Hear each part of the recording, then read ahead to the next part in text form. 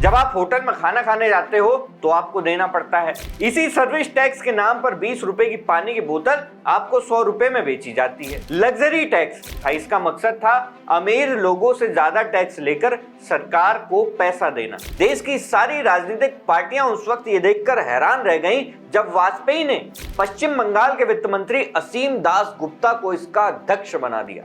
और हैरानी सबको इसलिए हुई क्योंकि सीपीआईएम हमेशा से भाजपा की विरोधी रही है।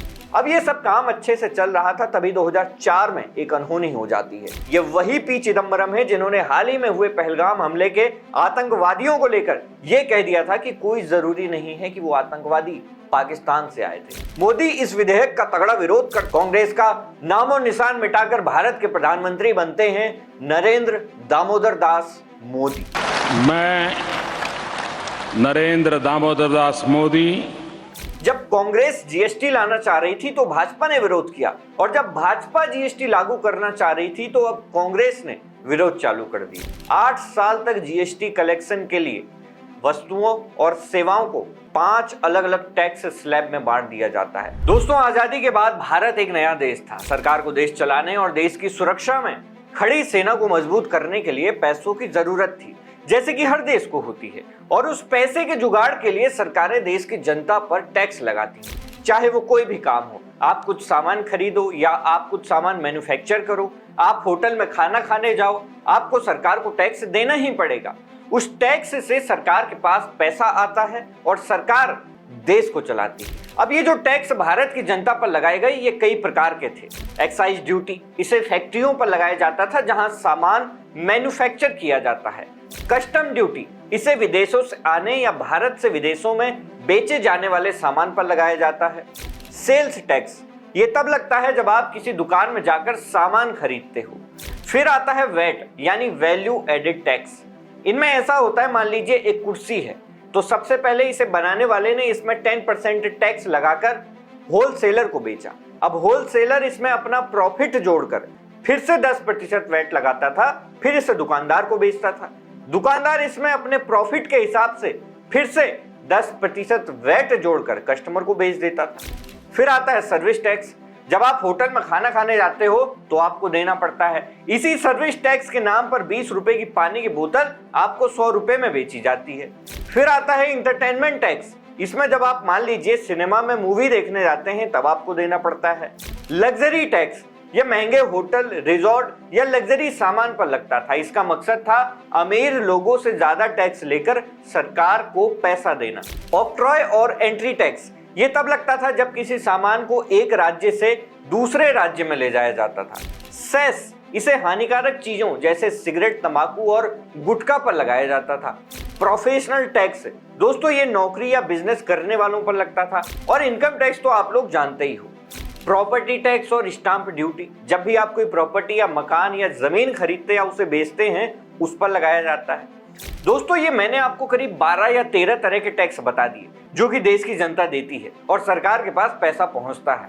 अब आजादी के बाद से सन 1986 तक लगभग देश का टैक्स सिस्टम 40 साल से ऐसे ही चलता आ रहा था।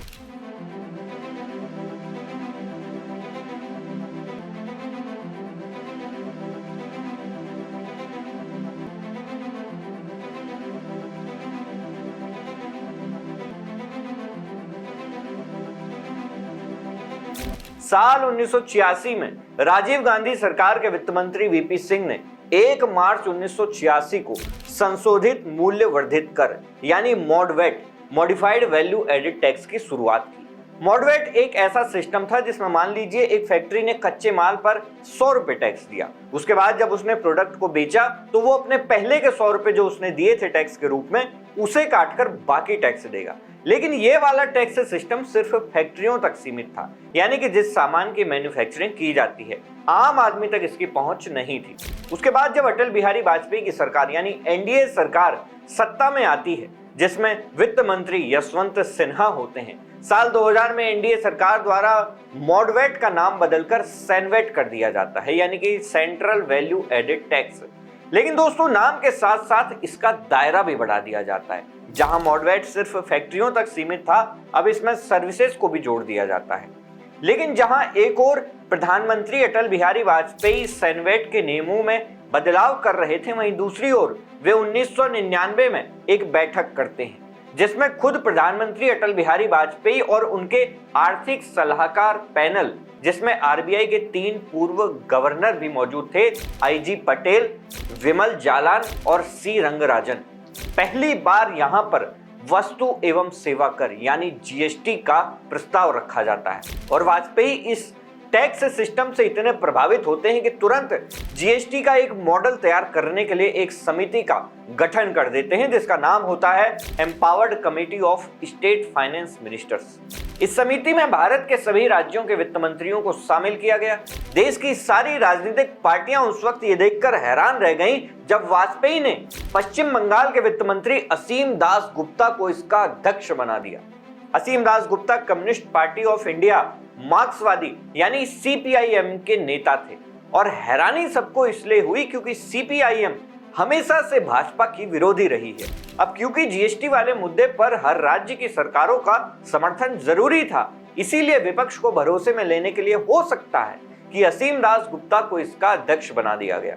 अब इस समिति को 3 काम जो सबसे ज्यादा जरूरी थे वो करने थे। पहला ये देखना कि कौन कौन से टैक्स को मिलाकर, जो मैंने वीडियो के शुरुआत में आपको टैक्स की पूरी लिस्ट बताई है, उनमें से कौन कौन से टैक्स को मिलाकर एक टैक्स जीएसटी बनाया जा सकता है।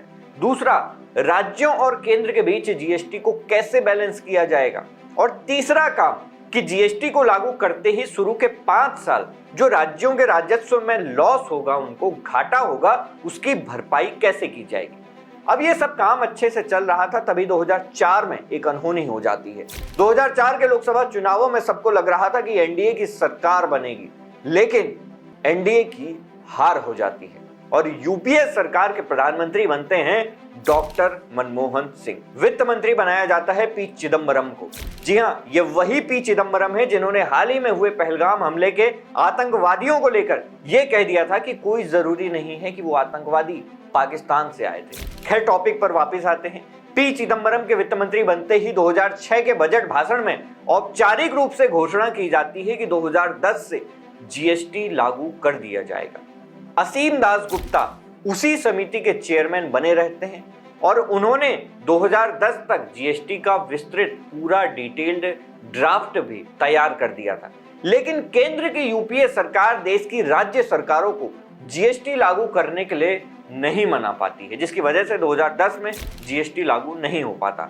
अब यहां से शुरू होता है राजनीति का बड़ा खेल। 2011 में मनमोहन सिंह सरकार जीएसटी लागू करने के लिए लोकसभा में संविधान संशोधन विधेयक पेश करती है, लेकिन भाजपा इसका कड़ा विरोध करती है और यह विधेयक फिर से लटक जाता है। इसके बाद इस विधेयक को वाजपेयी सरकार के पूर्व वित्त मंत्री यशवंत सिन्हा की अध्यक्षता वाली संसद की स्थायी समिति के पास भेज दिया जाता है। अगस्त 2013 में स्थायी समिति ने अपनी रिपोर्ट संसद को सौंपी और इस विधेयक को मंजूरी मिल गई। अब यहां पर एंट्री होती है गुजरात के तत्कालीन मुख्यमंत्री नरेंद्र मोदी इस विधेयक का तगड़ा विरोध करते हैं और कहा जाता है कि अगर जीएसटी लागू हुआ तो गुजरात को हर साल 14,000 करोड़ रुपए का नुकसान होगा। और उसके बाद आता है साल 2014। नरेंद्र मोदी की पूरे देश में एक बार लहर दौड़ जाती है। कांग्रेस का नामो निशान मिटाकर भारत के प्रधानमंत्री बनते हैं नरेंद्र दामोदर दास मोदी।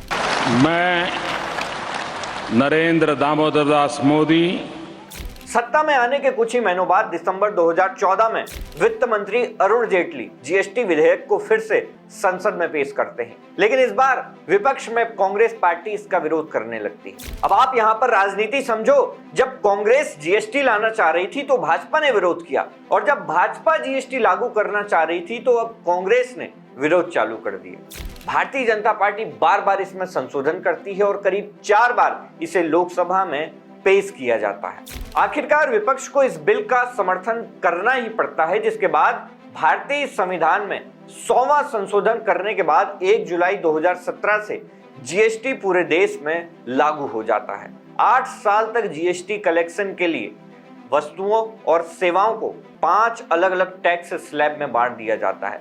0%, 5%, 12%, 18% और 28%।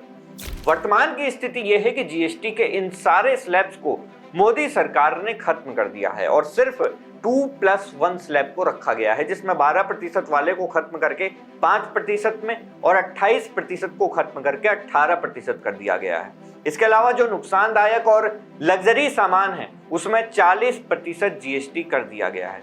दोस्तों, ये थी जीएसटी की पूरी कहानी शुरू से लेकर आज तक की। इस वीडियो का डेटा ढूंढने में समय लगता है, मेहनत लगती है। अगर आप ऐसे ही देश में चल रहे तमाम मुद्दों की खबर जड़ से देखना चाहते हैं तो हमारे चैनल को सब्सक्राइब करके अपना समर्थन जरूर प्रदान करें। मिलते हैं आपसे किसी और वीडियो में, तब तक के लिए नमस्कार।